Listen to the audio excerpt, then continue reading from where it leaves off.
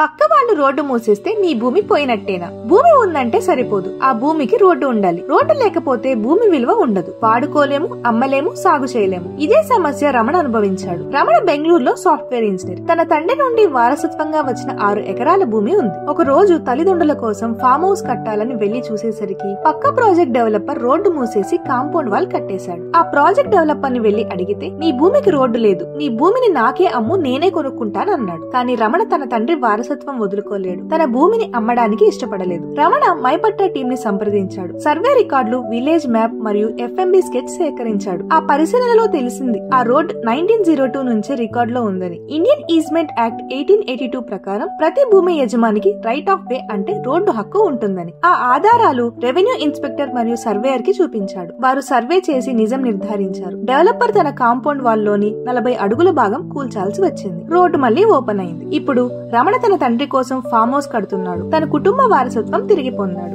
ఇప్పటికే ఆంధ్రప్రదేశ్ అంతటా వేలాది మంది రైతులు మరియు భూమి కొనుగోలుదారులు మైపట్ట యాప్ ద్వారా తమ భూమి రికార్డులను చెక్ చేస్తున్నారు. 4.8 స్టార్ రేటింగ్ తో 4.5 లక్షల యూజర్లు నమ్మిన ల్యాండ్ గైడ్ ఇది.